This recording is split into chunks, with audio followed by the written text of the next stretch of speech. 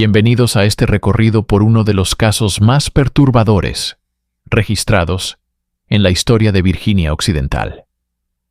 Antes de comenzar, los invito a dejar en los comentarios desde dónde nos están viendo y la hora exacta en la que están escuchando esta narración. Nos interesa saber a qué lugares y en qué momentos del día o de la noche llegan estos relatos documentados. A la sombra de las montañas Blue Ridge, donde confluyen los ríos Potomac y Shenandoah, se encuentra un pueblo cuya turbulenta historia va más allá de la famosa incursión de John Brown. Harper's Ferry, Virginia Occidental, 1896. Una época en la que el silbido de las locomotoras a vapor resonaba en el valle y la guerra civil aún era una herida fresca en la memoria local. Fue allí, en una casa blanca de tablones con vistas a la confluencia de los ríos, donde las hermanas Blackwood operaban lo que los lugareños llamaban la mejor pensión del condado. Su reputación de hospitalidad solo se igualaba con las misteriosas desapariciones que aquejaban al establecimiento. Desapariciones que no serían conectadas hasta décadas más tarde. Los registros del condado indican que, entre 1892 y 1896, al menos 7 viajeros que se hospedaron en la casa Blackwood nunca fueron vistos de nuevo. Sin embargo, sus pertenencias reaparecían de vez en cuando. Un reloj de bolsillo aquí, un par de lentes allá, siempre en posesión de una de las 3 hermanas que administraban la pensión. Cuando se les preguntaba, decían que los huéspedes partían temprano, a menudo antes del amanecer, dejando efectos personales como pago de deudas pendientes. El alguacil local, Thomas Harlow, primo de las hermanas por matrimonio, nunca investigó más a fondo estos asuntos. La historia de las hermanas Blackwood permaneció enterrada en los archivos del tribunal hasta 1953, cuando el profesor James Whittaker, de la Universidad de Georgetown, descubrió una serie de libros de contabilidad, mientras investigaba para su libro sobre el comercio posterior a la guerra civil en el valle de Shenandoah. Lo que encontró lo condujo por un camino que acabaría sellado por orden del gobierno en 1968, tras su propia desaparición misteriosa. Lo que sigue es el relato reconstruido a partir de documentos supervivientes, recortes de periódicos y entrevistas con descendientes de quienes vivieron en Harper's Ferry durante esos 4 años fatídicos. Los registros sugieren una historia de aislamiento, desesperación y las más oscuras expresiones de la necesidad humana, donde la hospitalidad ocultaba una malicia calculada y donde una buena comida a menudo servía de preludio a algo mucho más siniestro. La familia Blackwood tenía raíces profundas en el condado de Jefferson que se remontaban a principios del siglo XIX. Los registros de escrituras de 1823 muestran que Jeremiah Blackwood, un comerciante de Baltimore, compró 20 acres con vistas a los ríos, incluyendo el terreno donde más tarde se levantaría la casa. La escritura, preservada en los archivos del condado, describe la propiedad como una parcela superior con vistas imponentes de la unión de los ríos y acceso a la vía principal.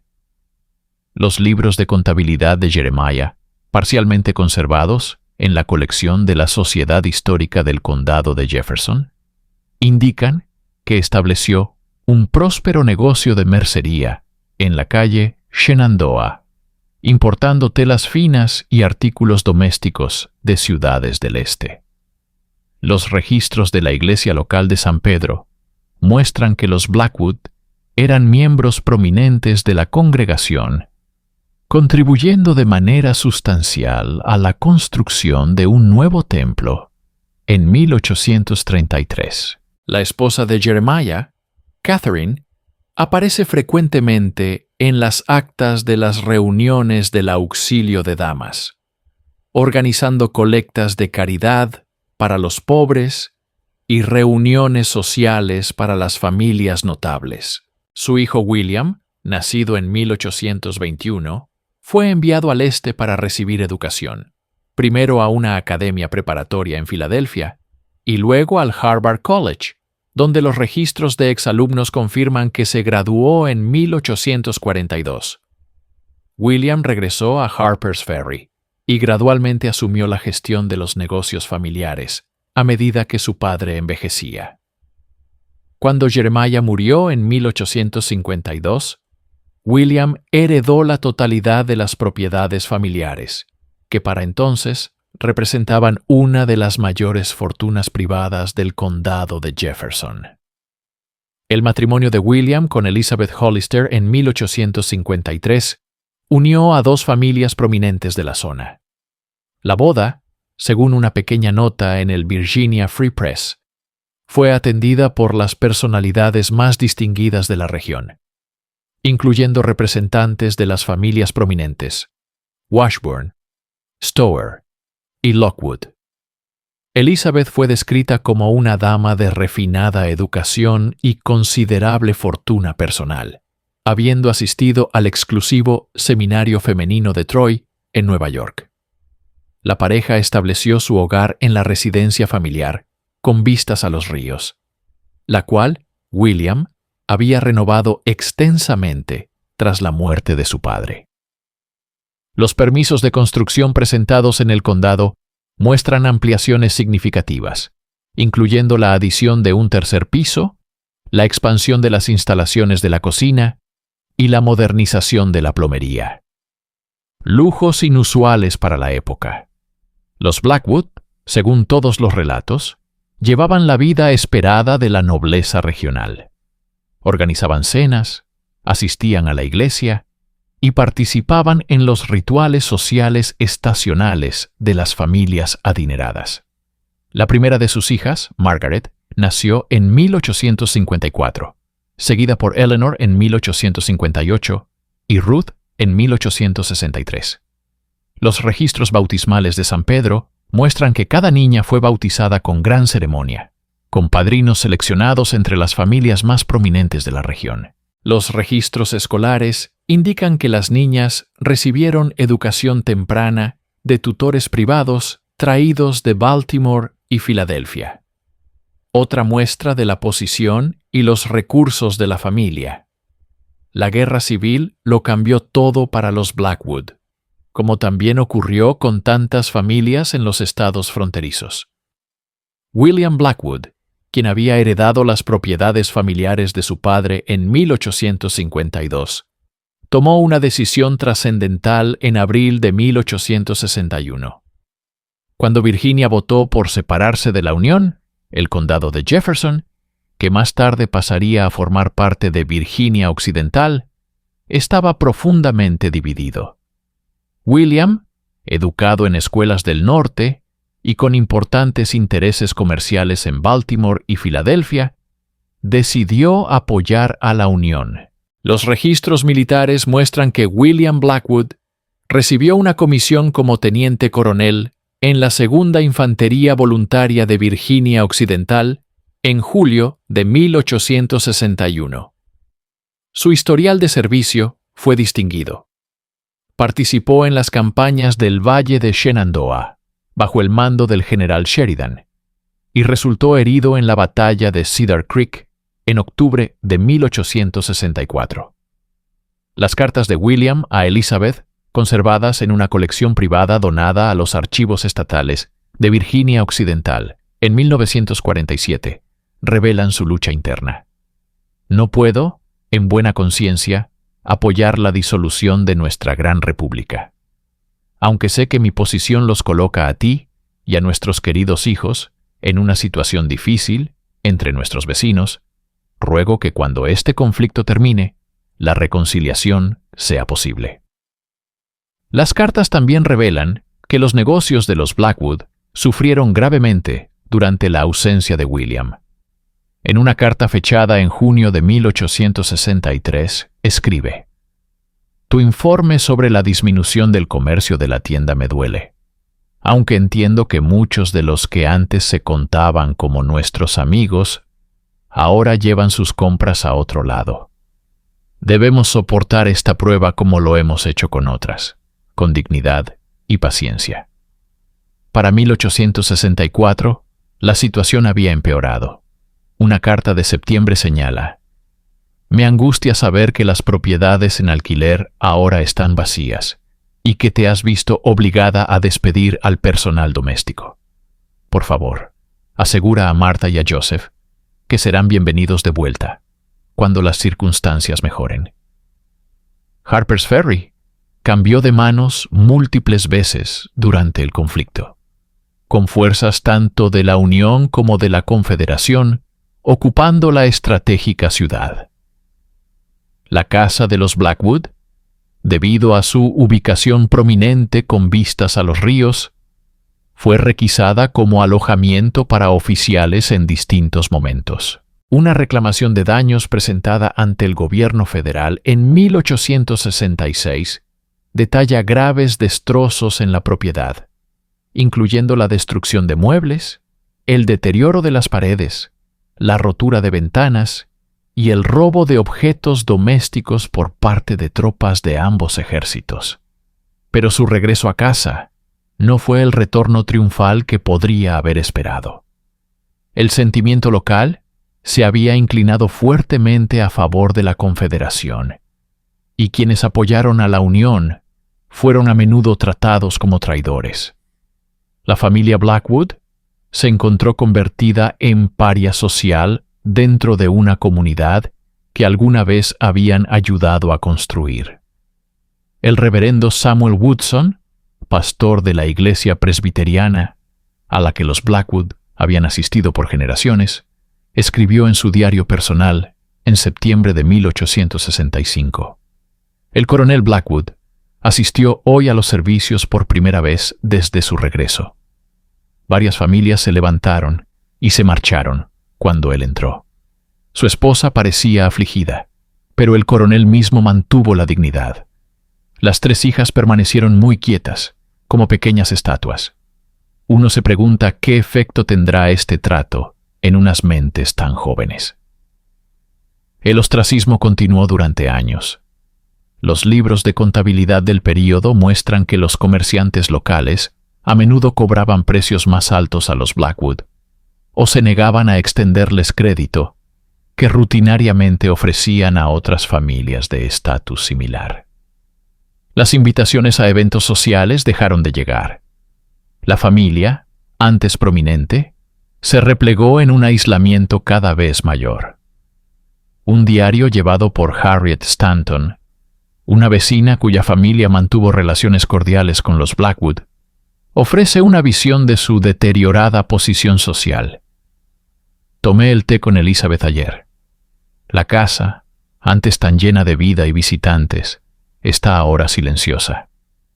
Las niñas están creciendo sin la debida sociedad ni amigos de su edad. Elizabeth me confió que no han recibido ninguna invitación a las reuniones de verano. El coronel pasa sus días en su estudio con sus libros y su bourbon. Uno siente el peso de su aislamiento apenas cruza el umbral. El diario de Lambert proporciona un relato progresivo del deterioro mental de Elizabeth. Abril de 1873. La señora B ahora se niega por completo a salir de la casa. Ha desarrollado hábitos peculiares. Insiste en revisar los cerrojos varias veces cada noche. Cree que los vecinos observan la casa desde los bosques más allá del jardín. Ha perdido peso considerable debido a su escaso apetito. Noviembre de 1874. La condición de la señora B continúa empeorando. Ahora presenta delirios paranoides relacionados con la comida de la casa. Cree que enemigos anónimos intentan envenenar a la familia. Ha tomado la costumbre de preparar todas las comidas ella misma, a pesar de que esta tarea correspondía antes al personal doméstico. El coronel informa que no permite que las hijas coman nada que ella no haya preparado y probado primero. Febrero de 1875. El desarrollo más preocupante en el caso de la señora B, ahora experimenta alucinaciones auditivas, voces que le ordenan proteger a sus hijas de amenazas anónimas. Ha comenzado a dormir fuera de la puerta de su habitación. La higiene personal está gravemente descuidada. He sugerido atención institucional, pero el coronel se niega a considerarlo por el momento. Para 1876, la condición de Elizabeth había empeorado hasta el punto en que la atención en casa ya no era posible. Los registros del Western State Hospital en Staunton, Virginia, confirman su admisión el 12 de junio de 1876, con un diagnóstico de melancolía severa con rasgos paranoides. El médico que la recibió anotó: la paciente cree que sus alimentos están siendo envenenados por los vecinos. Muestra extrema agitación al ser servida con las comidas. Ha perdido peso considerable debido a su negativa a comer. Los informes trimestrales del hospital al coronel Blackwood, copias de los cuales fueron preservadas en los archivos del Dr. Lambert, muestran poco progreso en la condición de Elizabeth a lo largo del tiempo.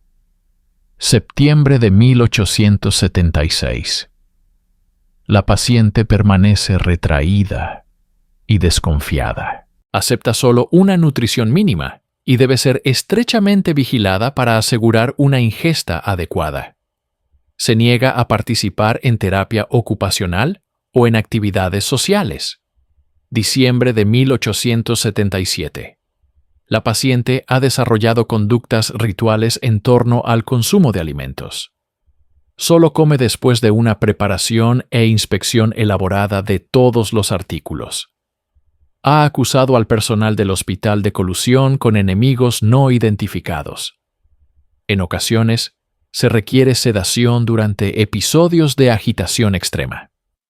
Marzo de 1879. Ninguna mejoría significativa. La paciente apenas habla, incluso con los médicos tratantes. Continúa expresando la creencia de que fue internada para impedirle proteger a sus hijas de un daño. Las solicitudes para ver a sus hijas se han vuelto menos frecuentes. Elizabeth permaneció institucionalizada hasta su muerte en 1883. Los registros hospitalarios la describen como retraída e incomunicativa durante toda su estancia, aunque las enfermeras notaron que se animaba un poco durante las visitas esporádicas de sus hijas. El coronel solo la visitó 2 veces en 7 años, alegando que las exigencias de administrar solo las propiedades familiares le impedían viajar con mayor frecuencia. El certificado de defunción indica como causa un fallo general de los sistemas de salud consecuente a la autoinanición, lo que sugiere que la paranoia de Elizabeth respecto a la comida había contribuido finalmente a su muerte. Fue enterrada en la parcela familiar de los Blackwood en Harper's Ferry, aunque los registros funerarios señalan que el servicio estuvo escasamente concurrido. Otra indicación del continuo aislamiento social de la familia. Las 3 hijas, Margaret, Eleanor y Ruth, quedaron en gran medida a su suerte durante estos años difíciles. Los registros escolares de la Jefferson Academy muestran que las 3 eran estudiantes excepcionales, siendo Margaret particularmente talentosa en matemáticas y contabilidad. Sus trabajos académicos, preservados en los archivos de la Academia, muestran un enfoque inusual en la gestión financiera y las estrategias de inversión, temas poco comunes entre las jóvenes de la época. Eleanor mostró talento en las artes domésticas, como lo evidenció su bordado premiado en la Feria del Condado de Jefferson en 1872. El periódico local describió su obra como de precisión excepcional y atención al detalle, con puntadas tan finas que resultaban casi invisibles al ojo desnudo.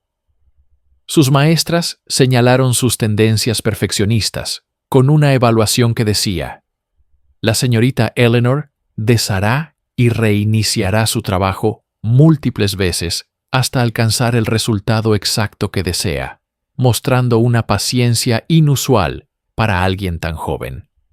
Ruth, en cambio, destacó en química, según señalaron varios maestros. Un ensayo escrito por ella a los 13 años, preservado en los archivos de la academia, revela un interés inusual en la preparación y conservación de alimentos, en particular de carnes, titulado Sobre los métodos modernos de preservación de alimentos y sus fundamentos químicos. El ensayo muestra conocimientos muy superiores a los esperados para una estudiante de su edad. Su profesor de ciencias añadió una nota: comprensión inusualmente detallada de la descomposición orgánica para una alumna de su edad. Enfoque algo preocupante en métodos de preservación de tejidos animales. Las 3 niñas abandonaron la educación formal tras la hospitalización de su madre. Margaret a los 18, Eleanor a los 14 y Ruth con apenas 9 años. El coronel, aparentemente, decidió que la educación en casa era preferible, dada la continua exclusión social de la familia. Contrató a una serie de tutores, aunque los registros del pueblo indican que ninguno permaneció más de unos meses. Una de ellos, la señorita Caroline Spencer, escribió a una amiga en Baltimore en 1879.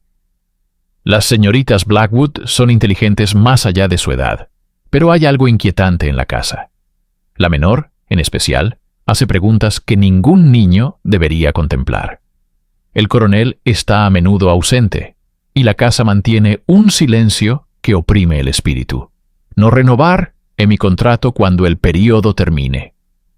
Otro tutor, James Harrison, solo duró 6 semanas antes de marcharse, sin cobrar su salario final.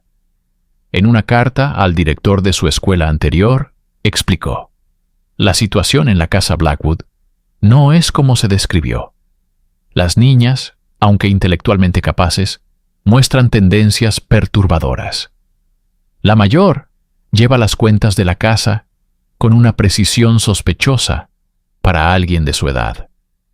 La del medio pasa horas organizando y reorganizando los objetos en la casa para alcanzar un estándar de orden que solo ella comprende. Y la menor, no puedo describir adecuadamente la incomodidad que me producen sus ocupaciones, diseca pequeños animales que encuentra en la propiedad, alegando interés científico, pero el entusiasmo que muestra es de lo más impropio. El coronel, cuando está presente, es indiferente o está ebrio. No podía, en conciencia, continuar. Una entrada particularmente reveladora de noviembre de 1890 dice: llamado a la casa Blackwood a medianoche.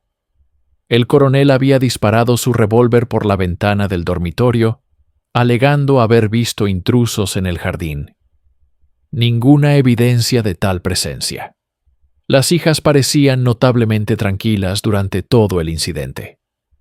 La mayor, la señorita Margaret, explicó que tales episodios se estaban volviendo comunes, e inquirió sobre sedantes más fuertes de los que yo había recetado anteriormente. Lo más curioso fue la reacción de la hija menor. Observó lo sucedido con lo que solo puedo describir como un interés clínico, como si estudiara la progresión del deterioro de su padre. Cuando el coronel Blackwood murió en febrero de 1891, el funeral estuvo escasamente concurrido. El obituario en el Jefferson County Advocate fue breve, mencionando su servicio militar, pero poco más. No se especificó la causa de la muerte, aunque los registros privados del Dr. Lambert indican fallo cardíaco, posiblemente acelerado por años de melancolía y excesivo consumo de alcohol. Una nota más inquietante aparece en el diario personal de Lambert, nunca destinado a la vista pública. No estoy del todo satisfecho con las circunstancias del fallecimiento del coronel. Fui llamado a certificar la muerte en las primeras horas de la mañana. el cuerpo ya estaba preparado para el entierro por las hijas, lo cual es inusual en sí mismo. La señorita Margaret alegó que eran deseos explícitos del coronel evitar manipulaciones innecesarias. No había signos evidentes de violencia ni de autolesión, aunque la compostura de las hijas fue notable para quienes acababan de perder a su único progenitor sobreviviente. Cuando sugerí que un examen más exhaustivo podría ser apropiado, la señorita Ruth comentó que una mayor invasión de la dignidad del padre no serviría de propósito alguno, pues lo hecho estaba. La forma de expresarlo me resultó peculiar. Firmé el certificado según lo solicitado, aunque ciertas preguntas permanecen. La muerte del coronel dejó a sus hijas en una posición financiera precaria. Los registros de pensión militar muestran que su pensión del Ejército de la Unión terminó con su muerte. Las antiguas y considerables propiedades de la familia se habían reducido con los años, ya que el coronel fue vendiendo terrenos poco a poco para mantener su estilo de vida, mientras los negocios fracasaban. Para 1891, solo quedaban la casa en la colina y una pequeña cantidad de ahorros. Los registros bancarios del Harper's Ferry National Bank, descubiertos por el profesor Whittaker en 1954, muestran que la cuenta de los Blackwood contenía apenas $237.42 en el momento de la muerte del coronel, insuficiente para mantener a 3 mujeres solteras por más de unos meses, incluso en circunstancias modestas. Sin embargo, al cabo de un año, comenzaron a aparecer depósitos regulares, que con el tiempo crecieron hasta convertirse en sumas considerables, lo que permitió a las hermanas no solo mantener el hogar, sino también realizar mejoras significativas en la propiedad. Fue Margaret, la mayor y la más práctica de las hermanas, quien propuso convertir la casa familiar en una pensión. Su carta al secretario del condado de Jefferson, solicitando la licencia comercial correspondiente, fechada el 7 de marzo de 1892, decía: «Nuestra ubicación, cerca de la estación del ferrocarril, y la calidad de las comodidades que podemos ofrecer, deberían atraer a una clientela respetable de viajeros que requieran alojamiento temporal. Anticipamos principalmente atender a hombres de negocios y turistas que visiten los sitios históricos de Harper's Ferry». La transformación de la casa Blackwood fue rápida y minuciosa. El carpintero local, Joseph Winters, fue contratado para modificar el interior, creando dormitorios adicionales a partir de los antiguos y amplios aposentos familiares, e instalando mejoras en la plomería para acomodar a los huéspedes de pago. Un anuncio en el Baltimore Sun la describía como un establecimiento superior que ofrecía habitaciones limpias y cómodas y comidas caseras de calidad excepcional, convenientemente ubicado a poca distancia de la estación de tren de Harper's Ferry, con tarifas semanales y mensuales disponibles para estancias prolongadas. Anuncios similares aparecieron en periódicos de Washington, D.C., Filadelfia y Richmond, lo que sugiere que las hermanas buscaban atraer huéspedes de un amplio rango geográfico. El énfasis en todos los anuncios era consistente: alojamiento excepcional, cocina superior y la atención personal de las propietarias. Un aviso en el Philadelphia Inquirer mencionaba específicamente: particularmente bien adaptado para caballeros que viajan por negocios y que aprecian la buena cocina y el servicio atento en un ambiente hogareño. El negocio pareció prosperar de inmediato. Los registros de impuestos muestran un aumento significativo en los ingresos de las hermanas durante el primer año de operación. Lo curioso, sin embargo, es que este éxito financiero se produjo a pesar de que el libro de registro de huéspedes mostraba relativamente pocas entradas. Según las notas del profesor Whittaker, el registro indicaba una ocupación promedio de solo el 30%, demasiado baja para justificar los ingresos reportados. La discrepancia podría explicarse por una entrada en el libro de contabilidad privado de Margaret Blackwood, descubierto entre los materiales sellados en 1968. Una anotación de septiembre de 1892 dice: «He decidido que el registro oficial de todos los huéspedes crea documentación innecesaria. Aquellos seleccionados para la hospitalidad especial serán registrados únicamente en este libro privado. Este arreglo debería minimizar complicaciones en caso de que surjan investigaciones». Los comerciantes locales comenzaron a notar los patrones de compra de las hermanas casi de inmediato.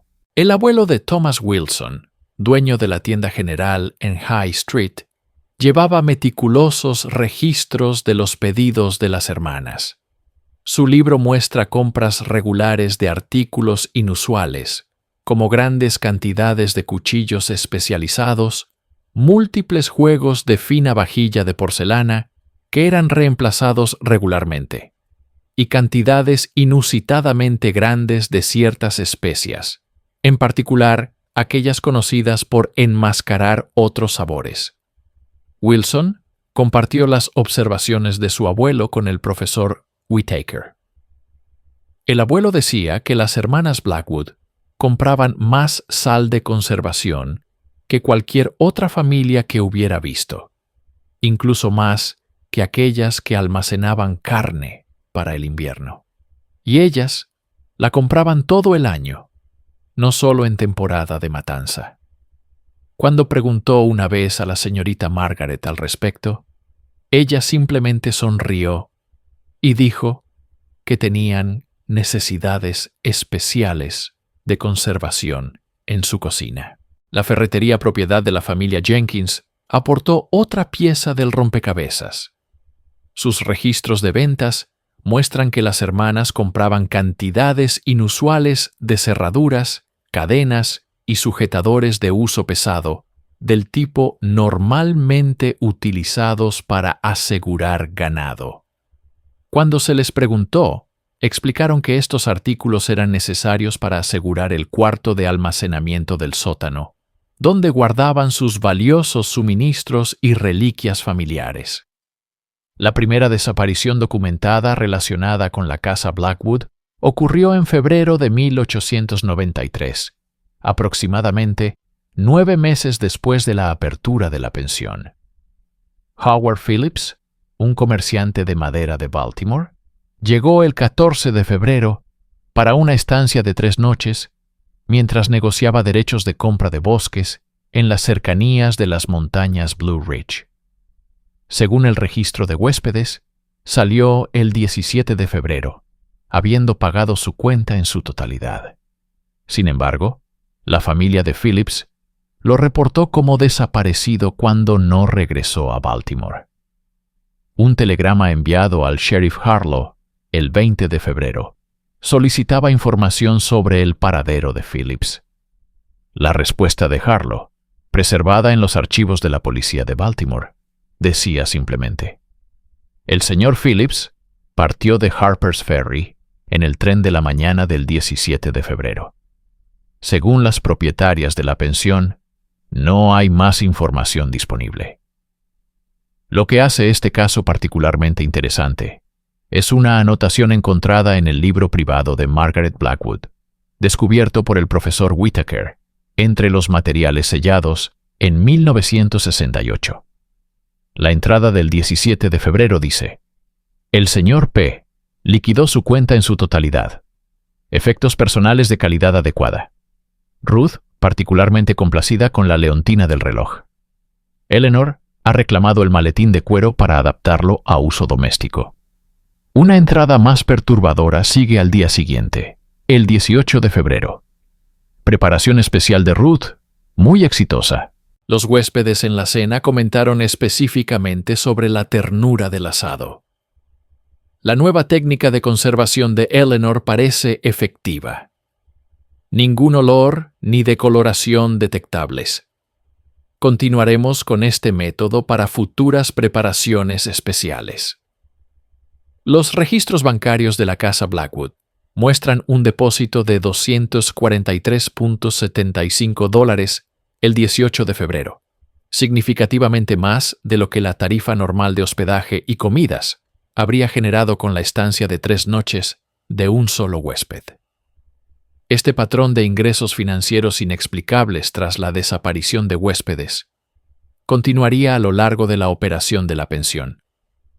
Un patrón similar emergió con la desaparición de Edward Cartwright, un especulador de tierras de Filadelfia, en junio de 1893. Cartwright llegó el 10 de junio y se registró su partida el 13 del mismo mes. Su familia lo reportó como desaparecido el 20 de junio, después de que no regresara a casa y faltara a varias citas de negocios importantes. La investigación del sheriff Harlow consistió en una breve visita a la casa Blackwood, donde aceptó la explicación de sus primas de que el señor Cartwright había mencionado planes de visitar propiedades en el valle de Shenandoah antes de regresar a Filadelfia. No se hizo más investigación, a pesar de que el caballo y el carruaje de Cartwright permanecieron sin reclamar en el establo local durante varias semanas.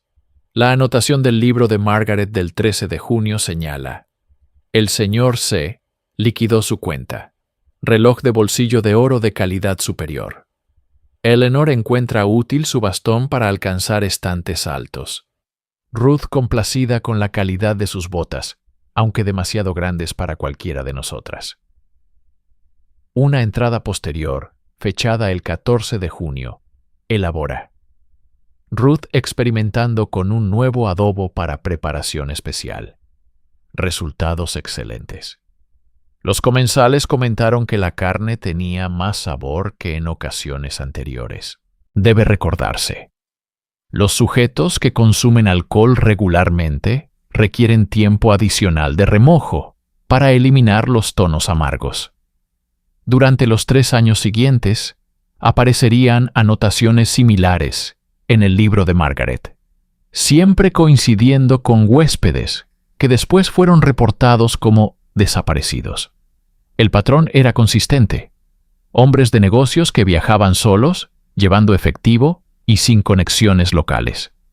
Llegaban, permanecían 2 o 3 noches, y luego supuestamente partían temprano en la mañana, cuando no había testigos presentes. La operación de las hermanas continuaba sin levantar sospechas, protegida por su reputación de solteronas respetables y la larga, aunque complicada, posición de su familia en la comunidad. Su vecina del este, la viuda Harrison, recordaba más tarde: aquellas chicas eran tan tranquilas, tan correctas, siempre saludaban cortésmente al pasar por la calle, mantenían esa casa impecable. Podías ver las ventanas reluciendo desde el otro lado del río. Nunca hubiera pensado que fueran capaces de eso. Aunque había algo en los ojos de Ruth que nunca me pareció bien. Demasiado calculadores para una mujer tan joven. Otro vecino, Franklin Myers, cuyo terreno colindaba al norte con la casa Blackwood, le dijo al profesor Whittaker: a veces por la noche oía ruidos que venían de su casa, no como una fiesta o invitados conversando, sino más bien como si movieran muebles, cosas pesadas arrastrándose. 1 o 2 veces juraría haber escuchado un sonido mecánico, como una polea o torno funcionando, siempre tarde en la noche, mucho después de la hora en que la gente decente ya dormía. Lo mencioné una vez al sheriff Harlow, pero dijo que probablemente las damas sufrían de insomnio y que estaban reorganizando sus muebles. Myers añadió un detalle que hasta entonces había callado. Hubo una noche, debía de ser en el verano del 95, cuando salí tarde a revisar mi ganado durante una tormenta. Vi luces en las ventanas del sótano de las Blackwood. lo cual era raro a esa hora. Relampagueó y alcancé a ver algo a través de la ventana que he tratado de olvidar desde entonces. Parecía la hermana menor, Ruth, trabajando en una especie de mesa. Estaba de espaldas a la ventana, pero podía ver que llevaba algo como un delantal de carnicero, todo manchado de oscuro. Había algo sobre la mesa frente a ella, algo grande. El relámpago cesó y ya no pude distinguir nada con claridad. Me dije a mí mismo que era solo la tormenta jugando con mis ojos. Nunca se lo mencioné a nadie hasta ahora. Las hermanas Blackwood mantenían roles estrictos dentro de su negocio. Margaret, la mayor, se encargaba de todos los asuntos financieros y del registro de huéspedes. Eleanor gestionaba el aseo y la ropa blanca, y Ruth, la menor, tenía control absoluto sobre la cocina y el comedor. Esta división de labores permitía que cada hermana controlara su propio dominio con mínima supervisión de las otras. Un arreglo que más tarde resultaría significativo cuando las autoridades intentaron determinar responsabilidades individuales. Sarah Jenkins, que trabajó brevemente como sirvienta en la casa Blackwood en 1894, ofreció una rara visión de las operaciones diarias. En una entrevista realizada en 1955, ya anciana, recordaba: «La señorita Margaret siempre estaba en el escritorio, observando quién entraba y salía. Tenía una manera de evaluar a los caballeros cuando llegaban, mirando su ropa, su equipaje, sus manos. A algunos los recibía cálidamente, a otros con más frialdad. Los que recibían un trato particularmente amable siempre eran los que partían temprano, y nunca se les volvía a ver». Jenkins continuó: «La señorita Eleanor estaba a cargo de las habitaciones, muy exigente con la ropa de cama. Tenía que ser perfectamente blanca. A veces encontraba manchas en sábanas o toallas, y ella me las quitaba de inmediato, diciendo que las manejaría personalmente. Nunca me dejaba acercarme al lavado cuando ciertos artículos necesitaban limpieza». Jenkins también describió el peculiar sistema que Eleanor había desarrollado para llevar control de la ropa blanca. Tenía un libro donde registraba cada prenda, cuántas veces había sido lavada, cuándo se había comprado, cuándo debía reemplazarse. Si una sábana o mantel había sido usado para lo que ella llamaba servicio especial, lo marcaba con un pequeño hilo rojo en el dobladillo. Esos artículos siempre se lavaban por separado, y la señorita Eleanor se encargaba de ellos personalmente. Lo más revelador fueron las observaciones de Jenkins sobre Ruth Blackwood. La señorita Ruth era la más extraña de todas. No permitía que nadie entrara en su cocina mientras preparaba las comidas. Los platos que servía se veían y olían maravillosos, pero había algo raro en algunos. Una dulzura que no correspondía, o una textura que no parecía del todo correcta. Cuando los huéspedes elogiaban su cocina, ella los observaba comer con una mirada intensa, no exactamente satisfecha, más bien hambrienta. Las habilidades culinarias de Ruth eran, al parecer, notables. Una rara carta de un huésped que partió con vida, fechada en agosto de 1894, menciona: «Las comidas por sí solas valen el precio del hospedaje. El asado de la señorita Ruth no se parece a nada que haya probado, tierno más allá de lo imaginable, con un sabor a la vez familiar y exótico». Cuando pregunté por su técnica, ella sonrió y solo dijo que la preparación adecuada lo es todo, y que la paciencia da sus frutos en la cocina, como en la vida. He cenado en los mejores establecimientos de Nueva York y Filadelfia, y sin embargo me sorprendo, ansiando los platillos servidos en la mesa de las Blackwood. Jenkins abandonó la casa Blackwood tras apenas 3 meses de trabajo. Le dije a la señorita Margaret que debía volver a casa para cuidar de mi madre enferma.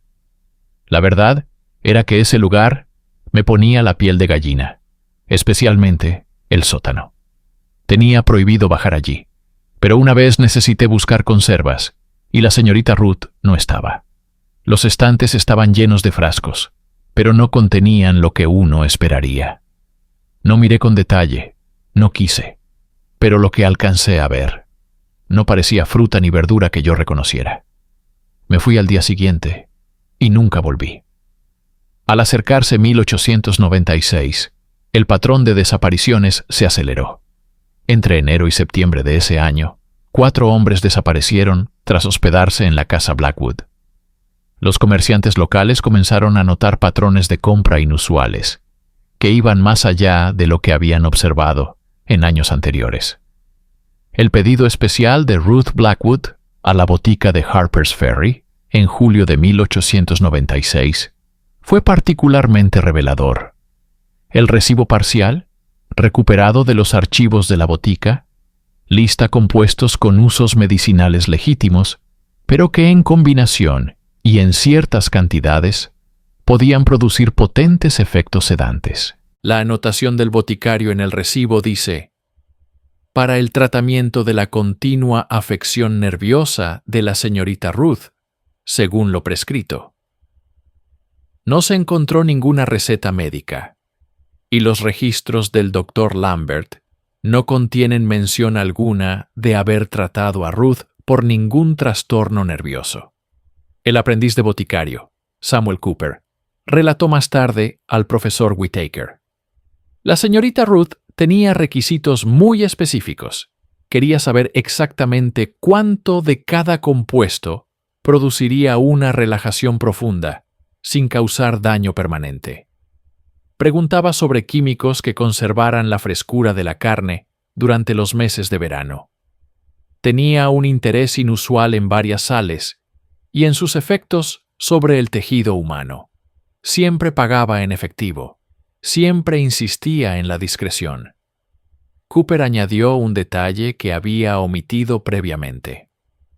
Una vez, mientras preparaba su pedido, pregunté por el propósito de un compuesto en particular, bromuro de potasio, ya que era raro solicitarlo en tales cantidades. Ella me miró con los ojos más fríos que he visto en mi vida y dijo: para asegurar un sueño reparador, por supuesto. Algunos requieren más ayuda que otros para alcanzar el estado adecuado de reposo. La manera en que lo dijo me puso la piel de gallina. Después de eso, nunca volví a cuestionar sus pedidos. El negocio de las hermanas continuó prosperando, a pesar de la recesión económica que afectaba a gran parte de la región a mediados de la década de 1890. Los registros bancarios muestran depósitos regulares, a menudo en efectivo, muy por encima de lo que sus tasas de ocupación documentadas sugerirían. Durante este período, hicieron varias compras significativas, incluyendo nuevo equipo de cocina, mejores instalaciones de plomería y una nevera especialmente diseñada por un fabricante de Filadelfia, que, según el manifiesto de envío, estaba construida para mantener temperaturas adecuadas para la conservación prolongada de materiales perecederos. A medida que el verano daba paso al otoño, las actividades de las hermanas podrían haber continuado sin freno, de no ser por la llegada de un huésped en particular. El 18 de septiembre de 1896, el tren nocturno proveniente de Baltimore trajo a un hombre que firmó el registro como Dr. Ephraim Samuels, identificándose como cirujano dental, que se mudaba para establecer una práctica en la cercana Martinsburg.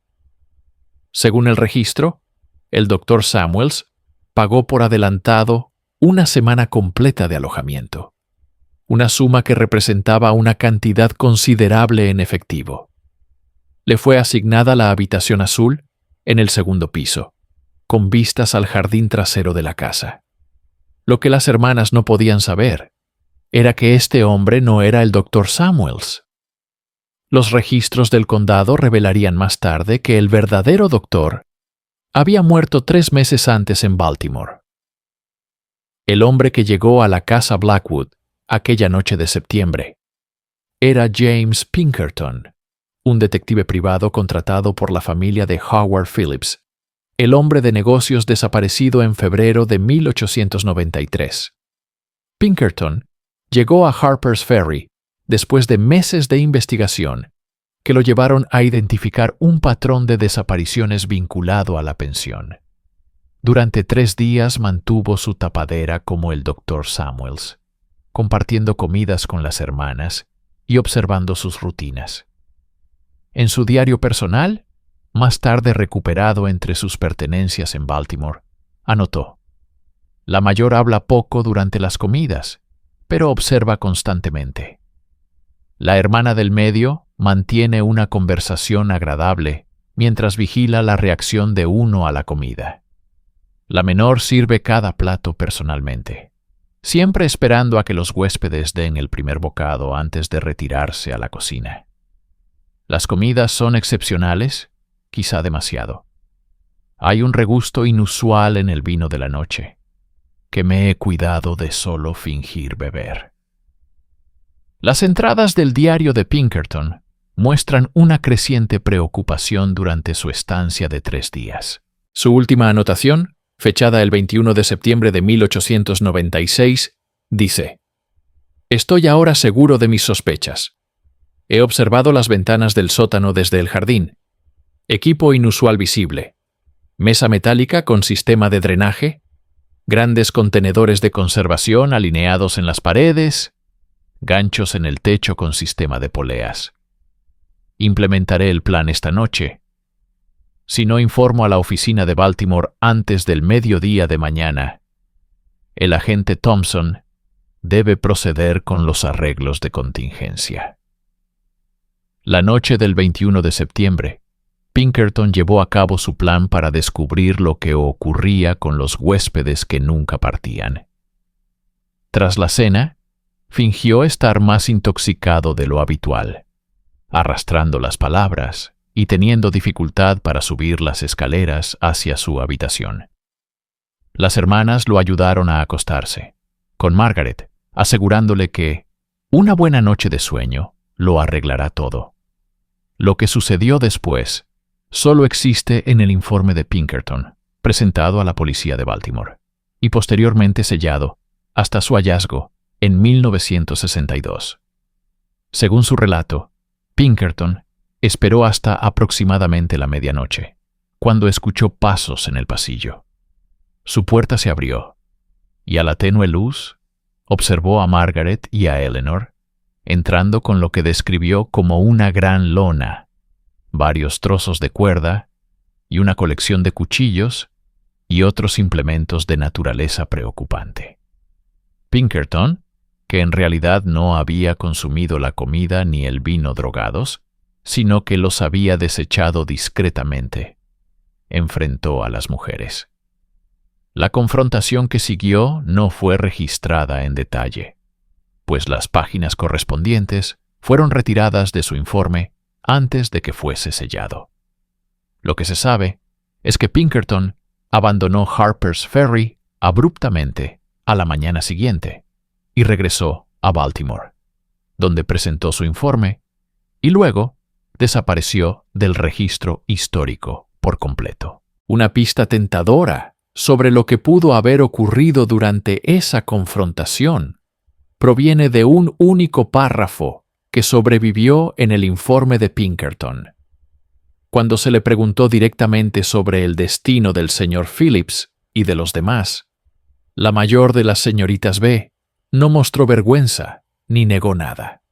Declaró con perfecta compostura que el desperdicio es un pecado y que los hombres adinerados que viajan solos rara vez son echados de menos de inmediato. Cuando le sugerí que las autoridades se interesarían en su filosofía, indicó que las conexiones de su familia impedirían cualquier investigación seria, como ya había ocurrido anteriormente. La mirada en sus ojos me convenció de que apartarme de inmediato de la propiedad era el curso de acción más prudente. Aún más perturbadora es una anotación encontrada en el margen del informe, aparentemente añadida después por Pinkerton. La señorita R. apareció en el umbral durante la confrontación. Llevaba un gran cuchillo de carnicero. Sonrió de manera profundamente inquietante y sugirió que yo podría contribuir al hogar de maneras distintas a las financieras. La hermana mayor le ordenó regresar a la cocina. Creo que mi supervivencia se debió únicamente a la precaución de haber informado a la oficina de Baltimore sobre mi paradero y mis sospechas antes de llegar. Los registros internos de la agencia de detectives Pinkerton, abiertos parcialmente a investigadores en 1967, contienen una curiosa entrada fechada, el 23 de septiembre de 1896. El agente Pinkerton regresó de la misión en Harper's Ferry. Entregó informe escrito y un informe verbal. Mostró agitación inusual. Solicitó reasignación inmediata a los territorios del oeste. Solicitud concedida. Archivo sellado por orden de la alta dirección. 3 días después de la partida de Pinkerton, el Jefferson County Advocate publicó una pequeña nota. Las hermanas Blackwood han cerrado indefinidamente su pensión debido a asuntos familiares que requieren su atención en otro lugar. La casa permaneció vacía durante varios meses antes de ser vendida a una familia de Washington, D.C., que reportó haber encontrado el inmueble en condiciones impecables, como si hubiese sido minuciosamente limpiado antes de la partida. Edward Collins, el agente inmobiliario que gestionó la venta, recordó más tarde: la casa estaba impecable, de manera antinatural para un edificio que había estado desocupado por meses. Investigación en Harper's Ferry suspendida a pedido del cliente tras un incidente inexplicable. No había polvo, ni telarañas. El sótano había sido completamente encalado, del piso al techo, y olía fuertemente a lejía. La cocina tenía todo el equipo nuevo, ollas y sartenes perfectamente limpias que parecían jamás haber sido usadas. Lo más extraño era el jardín. Había sido completamente excavado, y la tierra reemplazada con suelo fresco. Cuando pregunté al respecto, el vecino dijo que las hermanas habían trabajado febrilmente justo antes de irse, día y noche en el jardín. Dijeron que mencionaron algo sobre enriquecer la tierra antes de partir. Collins añadió un detalle que no había compartido públicamente hasta su entrevista con el profesor Whittaker. Los nuevos propietarios descubrieron algo inusual durante las renovaciones, varios meses después de mudarse. Al retirar el papel tapiz del comedor, hallaron lo que parecía un libro de cuentas oculto dentro de la pared. Me contactaron sabiendo que yo había manejado los asuntos de las hermanas. El libro contenía entradas que no tenían mucho sentido, listas de nombres con fechas y cantidades, pero también pesos, y lo que parecían evaluaciones de calidad. Términos como Prime, Select y Standard aparecían junto a algunos nombres. Les aconsejé que destruyeran el libro, lo cual hicieron. Hay cosas que es mejor no examinar, particularmente en una casa en la que uno debe seguir viviendo. Las hermanas mismas parecen haberse desvanecido. No existe registro de su partida en los documentos locales de transporte.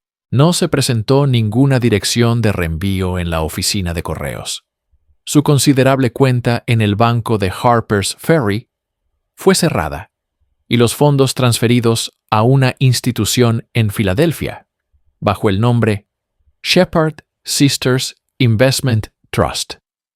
El único posible avistamiento proviene de un mozo de estación en Baltimore, quien reportó a la policía en octubre de 1896 que había asistido a 3 damas de cierta edad, que viajaban con una inusual cantidad de equipaje.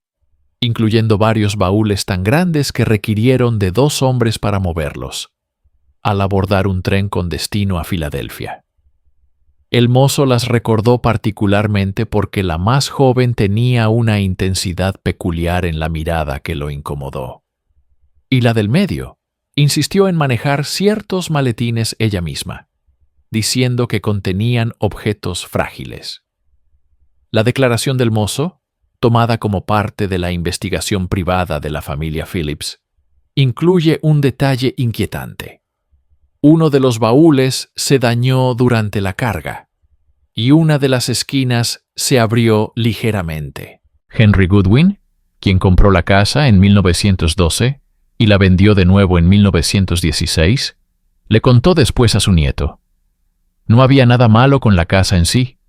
Construcción sólida, hermosas vistas, pero nunca se sentía bien. Mi esposa se quejaba de pesadillas. Decía que podía oír ruidos en las paredes por la noche, como si algo se moviera o rascara. Los niños se negaban a jugar en el sótano. Decían que olía mal y que los hacía sentir enfermos. No soy un hombre supersticioso, pero incluso yo tuve que admitir que había algo extraño en ese lugar. Nunca lo discutimos abiertamente. Simplemente un día decidimos que era hora de mudarnos. No fue hasta 1953, cuando el profesor James Whittaker comenzó a investigar los emprendimientos comerciales en el condado de Jefferson tras la Guerra Civil, que las preguntas sobre la casa Blackwood resurgieron. Whittaker, un historiador meticuloso con un interés particular en cómo la guerra había transformado las economías locales, se topó con la historia de las hermanas casi por accidente. Entre los documentos que descubrió en el sótano del juzgado del condado de Jefferson, había una serie de órdenes de compra inusuales de una compañía de suministros químicos en Baltimore.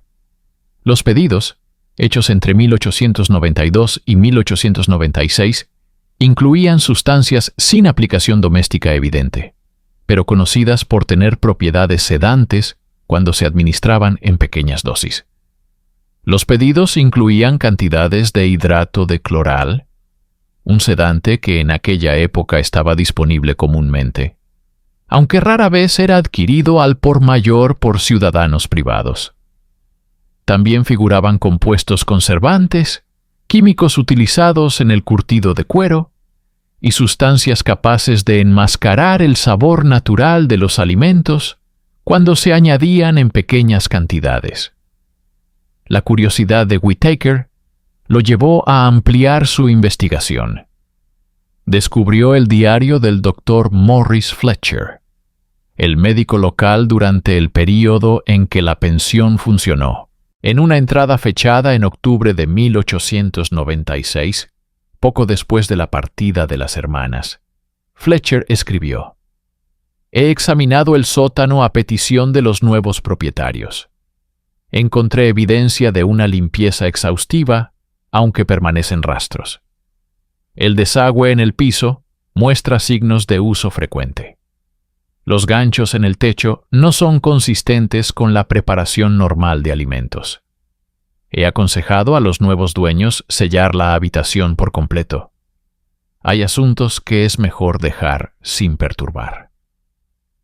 Una entrada posterior en el diario de Fletcher añade: «El señor Collins me ha consultado respecto a ciertas manchas encontradas bajo las tablas del suelo, recientemente retiradas en el sótano. Le he aconsejado que la decoloración probablemente se deba a depósitos minerales por la proximidad al río». Esta explicación pareció satisfacerlo, aunque no estoy convencido de su exactitud. En comunidades pequeñas como la nuestra, algunas preguntas es mejor no hacerlas. Lo más revelador es una entrada fechada en diciembre de 1896, aparentemente escrita después de que Fletcher hubiera consumido lo que él mismo describió como quizás más brandy del aconsejable para un hombre de mis años. Cuanto más reflexiono sobre lo que observé en el sótano de las Blackwood, más perturbado me siento. La configuración del equipo sugiere un propósito que no me atrevo a nombrar. El sistema de drenaje, los ganchos, la mesa con sus canales y su cubeta colectora sugieren actividades que las mentes civilizadas se niegan a contemplar. Y, sin embargo, no puedo descartar la correlación entre los huéspedes que nunca se vieron partir y las comidas excepcionales por las que el establecimiento era conocido. Que Dios me perdone por siquiera albergar tales pensamientos. Este descubrimiento llevó a Whitaker a contactar con descendientes de residentes de Harper's Ferry de aquella época. A través de estas entrevistas comenzó a construir una cronología de desapariciones que coincidía con ciertas entradas en el registro de huéspedes de la casa Blackwood. Cada persona desaparecida había sido registrada como alguien que pagó su cuenta y partió, siempre dentro de los 3 días posteriores a su llegada, siempre después de haber cenado con las hermanas.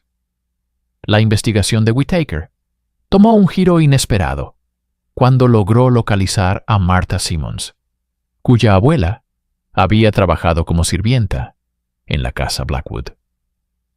En una entrevista realizada en 1961, Simmons recordó las conversaciones con su abuela. No hablaba mucho de eso, pero a veces, después de unas copas de vino de mora, decía cosas que no tenían sentido para mí de niña. Hablaba de cómo no se le permitía bajar al sótano después de que ciertos huéspedes se marchaban.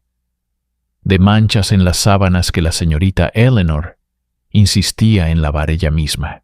De haber olido algo parecido a una carnicería saliendo de la cocina una mañana en que llegó temprano, aunque la señorita Ruth dijo que estaba preparando un desayuno especial.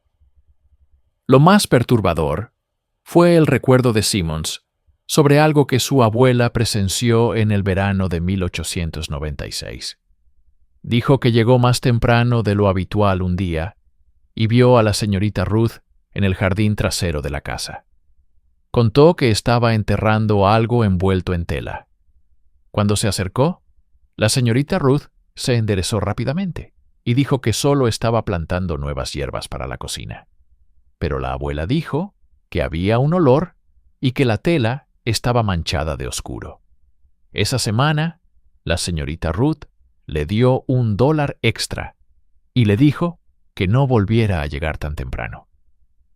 Simmons también compartió una historia que su abuela contó solo una vez, en su lecho de muerte, en 1932. La abuela dijo que una vez, limpiando el comedor después de una cena especial, encontró lo que parecía ser un hueso pequeño bajo la mesa. No como de pollo o de res, más bien como una articulación de dedo. Contó que cuando se lo mostró a la señorita Eleanor, pensando que podía ser importante, ella lo tomó rápidamente y dijo que solo era parte del asado especial. Entonces, entró la señorita Ruth desde la cocina y le susurró algo a Eleanor. Ambas miraron a la abuela de una manera que la asustó profundamente. Dijo que Ruth le dijo: «Algunos secretos es mejor guardarlos quienes desean seguir respirando». Nunca volvió a hablar del tema hasta que estaba muriendo y sintió la necesidad de descargar su alma. La investigación de Whitaker trazó una posible conexión con 3 mujeres que establecieron un pequeño restaurante en Allentown, Pensilvania, en 1897, bajo el nombre de Shepherd Sisters.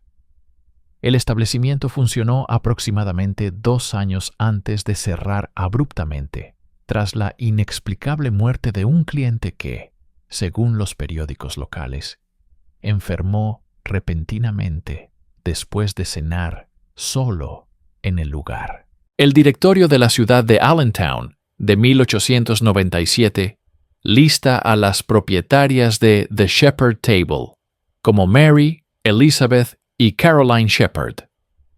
Aunque la imagen no era lo suficientemente clara para una identificación positiva, Whitaker anotó en su diario de investigación.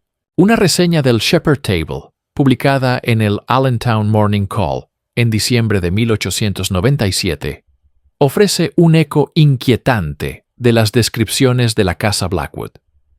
El establecimiento ofrece una cocina de calidad notable, en particular las carnes asadas, que logran una ternura y un sabor que los restaurantes más grandes no pueden igualar.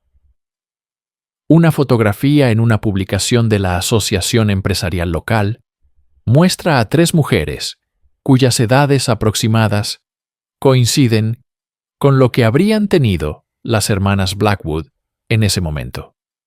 Las 3 hermanas que dirigen el establecimiento mantienen un aire de dignidad refinada, aunque algunos podrían encontrar algo inquietante la intensa observación que la hermana menor hace de los comensales.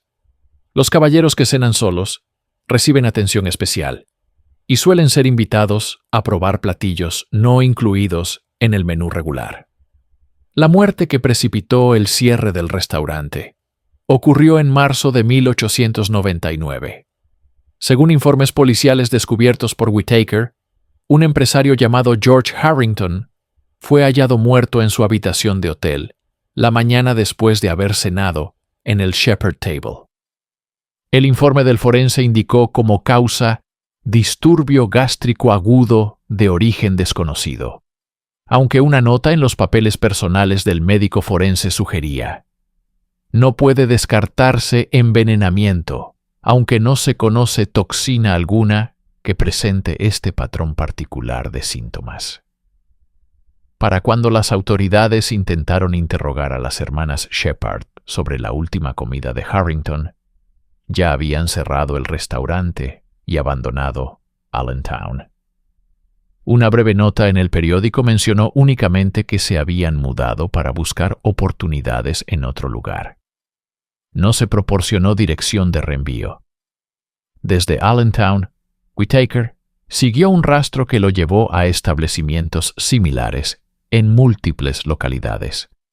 Una pensión en Rochester, Nueva York, 1900-1902.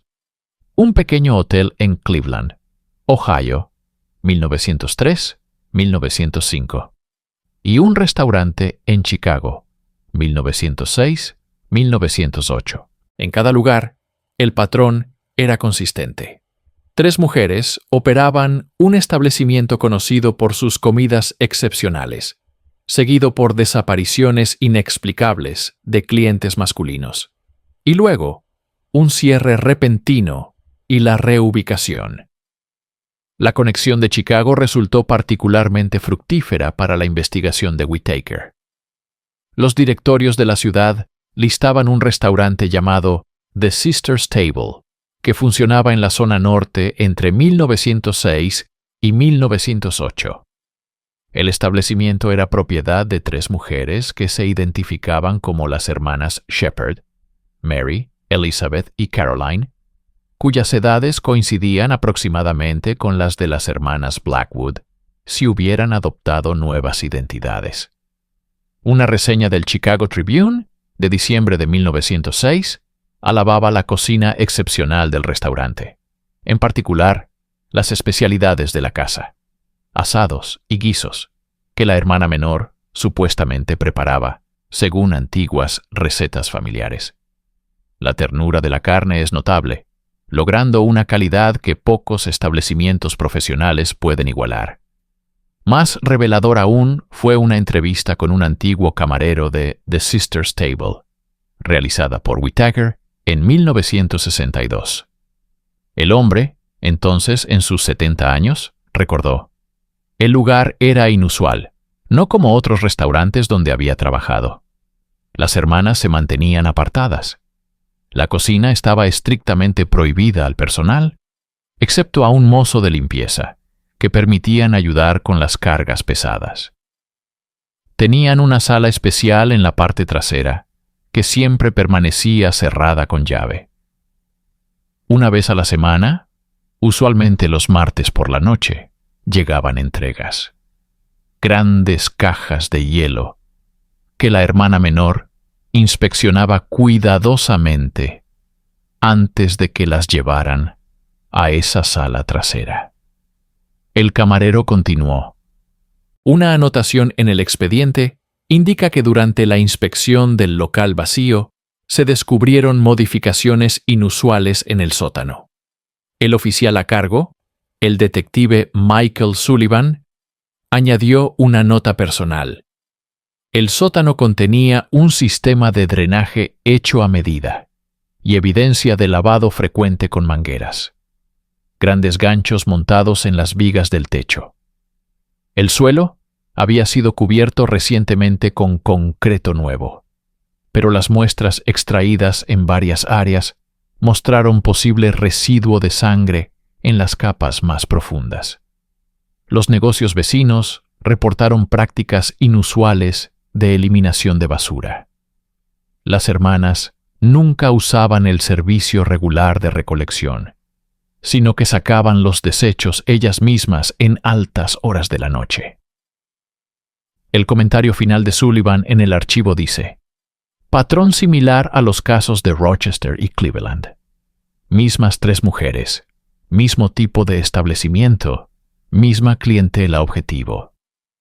Las pruebas sugieren una operación organizada y metódica, más que crímenes de oportunidad. Recomiendo coordinación con las autoridades de ubicaciones previas, aunque sospecho que las implicadas ya se han reubicado fuera de nuestra jurisdicción. Después de Chicago, el rastro se volvió más difícil de seguir. Las notas de Whittaker sugieren posibles conexiones con establecimientos en Detroit, 1909-1911, Buffalo, 1912-1914, y finalmente Pittsburgh, 1915-1917. En cada caso, el patrón se mantenía: 3 mujeres, comida excepcional, desapariciones y cierre repentino con reubicación. La conexión de Pittsburgh resulta particularmente interesante, porque representa el final del rastro. Un pequeño restaurante llamado The Family Table operó en el barrio de Oakland entre 1915 y 1917. Los registros de la ciudad muestran que era propiedad de 3 mujeres que se identificaban como las hermanas Wilson, Jane, Anne y Martha, pero cuyas descripciones físicas en las solicitudes de licencia comercial coincidían estrechamente con las de las mujeres que habían operado The Sisters Table en Chicago. En junio de 1917, el Pittsburgh Press informó sobre la repentina muerte de Martha Wilson, la más joven de las hermanas, descrita como la genio culinaria cuyas recetas habían convertido a The Family Table en un destino obligado para quienes buscaban experiencias gastronómicas excepcionales. El destino de Margaret y Eleanor, si en efecto eran las otras hermanas Wilson, sigue siendo desconocido. La investigación de Whittaker sugiere que pudieron haberse retirado a un pequeño pueblo en Vermont o New Hampshire, utilizando la riqueza acumulada durante décadas para vivir sus vidas en un anonimato confortable. En marzo de 1968, mientras examinaba registros en los archivos del sótano de la Sociedad Histórica de Chicago, Whittaker desapareció. Sus materiales de investigación fueron encontrados ordenados cuidadosamente sobre una mesa junto a una nota a medio escribir que decía únicamente: «Creo que estoy siendo...». La frase nunca fue completada. La policía de Chicago llevó a cabo una investigación superficial, concluyendo que Whittaker probablemente había sufrido una emergencia médica mientras trabajaba solo y se había alejado en estado de confusión. Su cuerpo nunca fue encontrado y el caso fue clasificado como persona desaparecida, no como homicidio. Esta conclusión se alcanzó a pesar de que el sombrero, el abrigo y el maletín de Whittaker permanecían en su lugar de trabajo, y de que los registros meteorológicos muestran temperaturas muy por debajo de 0 el día de su desaparición. Una nota curiosa sobre la desaparición de Whittaker surgió en 1969, cuando un empleado de la Sociedad Histórica informó haber encontrado un objeto inusual mientras reorganizaba el área de almacenamiento donde Whittaker había estado trabajando. Escondido entre dos libros de contabilidad archivados, había un pequeño cuaderno de cuero que no pertenecía a la colección.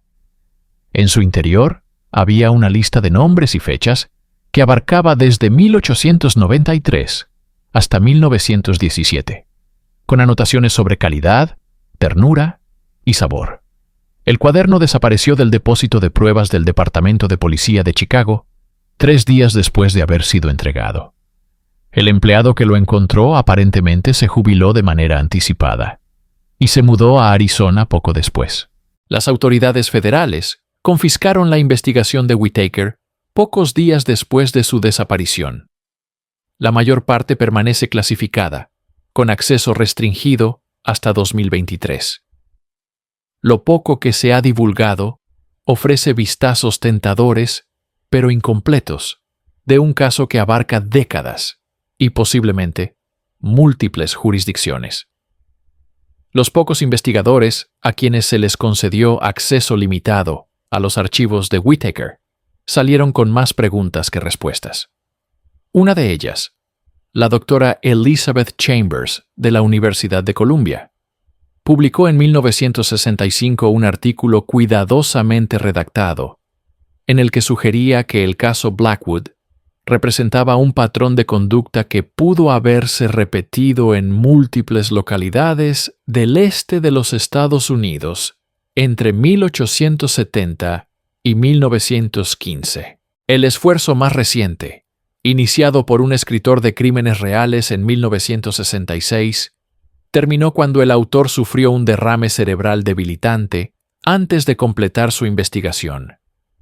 Los historiadores locales de Harper's Ferry ahora se refieren a las hermanas Blackwood solo de pasada, usualmente en el contexto de los negocios que operaban en el pueblo a finales del siglo XIX. Los guías turísticos mencionan ocasionalmente la pensión como un lugar famoso por su excelente comida, pero omiten cualquier referencia a las desapariciones o a las investigaciones posteriores. El edificio en sí ha sido renovado varias veces. El cuarto del sótano descrito en el diario del Dr. Fletcher fue sellado durante las renovaciones de 1923 y permanece inaccesible. Los dueños actuales no reportan sucesos inusuales, aunque un antiguo inquilino señaló en una entrevista con la Sociedad Histórica del Condado de Jefferson que la casa se siente extraña por la noche. No embrujada exactamente, más bien como si recordara algo que no quiere compartir. El guardabosques David Morris, quien realiza recorridos históricos en Harper's Ferry, admitió en una entrevista de 2002 que ciertos aspectos de la historia del pueblo se omiten deliberadamente de las narrativas oficiales. Nos enfocamos en la incursión de John Brown, la guerra civil, la belleza natural del área. Los visitantes vienen por la historia y el paisaje, no para escuchar sobre capítulos más oscuros. El caso Blackwood es algo que los historiadores locales conocen, pero no es algo que destaquemos. Algunas historias es mejor dejarlas sin contar, agregó Morris con cierta reticencia. Todavía hay personas en el pueblo cuyos abuelos o bisabuelos conocieron a las hermanas Blackwood. No es algo de lo que les guste hablar. Existe la sensación de que lo que sea que ocurrió en esa casa debe permanecer enterrado en el pasado. Los actuales propietarios de la antigua casa Blackwood, Richard y Susan Thornton, compraron la propiedad en 1998, sin conocimiento de su historia. Cuando fueron entrevistados en 2005, Susan Thornton comentó: "Nos enteramos de las hermanas después de haber vivido aquí aproximadamente un año. Un vecino lo mencionó casualmente, como si ya debiéramos saberlo. Investigamos un poco en la sociedad histórica pero no había mucha información disponible. Richard Thornton añadió: «Nunca hemos experimentado nada inusual en la casa. Bueno, excepto en el jardín, nada crece en ciertos lugares, sin importar lo que plantemos o cómo tratemos la tierra. Y hay una esquina del sótano que siempre se siente más fría que el resto de la casa, incluso en verano. Pero eso probablemente sea solo un mal aislamiento en un edificio antiguo». Un curioso epílogo a la historia Blackwood surgió en 2009, cuando trabajos de renovación en un antiguo restaurante en Pittsburgh descubrieron una cavidad sellada en la pared que contenía varios frascos de conservas de vidrio. El contenido, gravemente deteriorado tras casi un siglo, era irreconocible y fue desechado como desecho biológico. Sin embargo, un frasco contenía un pequeño objeto metálico, un reloj de bolsillo con las iniciales HP grabadas en la carcasa. Los registros indican que el edificio había albergado el restaurante Family Table, operado por las hermanas Wilson, en 1917. El reloj fue reclamado por la Sociedad Histórica de Pittsburgh y permanece en su colección. No se ha establecido oficialmente ninguna conexión con Howard Phillips, la primera víctima documentada de las hermanas Blackwood. El curador de la Sociedad Histórica señaló únicamente que ciertos artefactos plantean más preguntas que respuestas, y tal vez así deba ser. Quizás el epitafio más apropiado para el caso Blackwood provenga de una nota encontrada entre las pertenencias del profesor Whittaker después de su desaparición. Escrita en el reverso de un boleto de tren a Chicago, decía una sola frase: «El aspecto más aterrador del mal no es su monstruosidad, sino su banalidad, que fácilmente se disfraza de servicio, de comodidad, de una mesa bien servida con una comida caliente esperándonos». Hoy en día, en Harper's Ferry, los visitantes pasan frente a la antigua casa Blackwood sin una segunda mirada.